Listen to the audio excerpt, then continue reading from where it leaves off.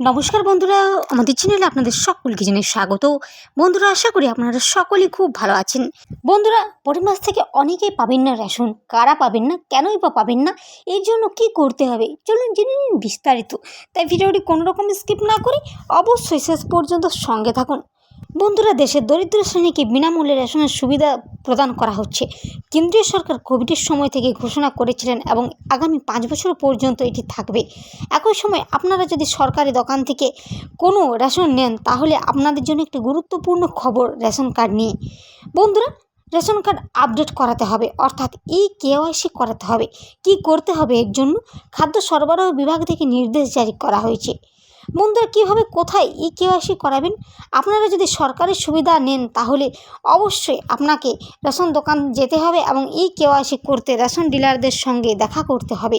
এখানে আপনাকে POS মেশিনে আঙুলের ছাপ দিতে হবে, পরে আপনার KYC হবে।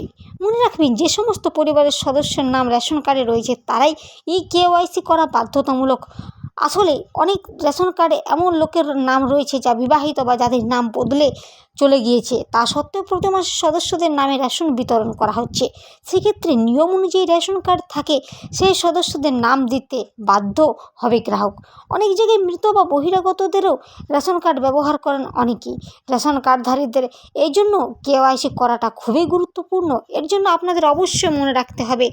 বন্ধুরা, আপনারা KYC করার জন্য একটি লিঙ্ক দেওয়া হয়েছে। কেউ যদি আপনাকে কলে রেশন কার্ডের জন্য KYC করতে বলে তাহলে জাতীয় কোনো মেসেজকে বিশ্বাস করবেন না।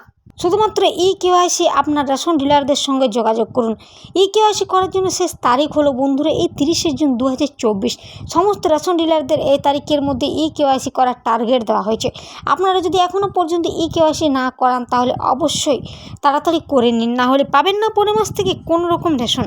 এই ছিল বন্ধুরা আজকে রেশন কার্ড নিয়ে বিশেষ কিছু গুরুত্বপূর্ণ প্রয়োজনীয় আপডেট। এরকম প্রতিদিনের প্রয়োজনীয় আপডেট পেতে চ্যানেলটি সাবস্ক্রাইব করে পাশে থাকা বেল আইকনটি প্রেস করে আমাদের সঙ্গে থাকুন। ধন্যবাদ।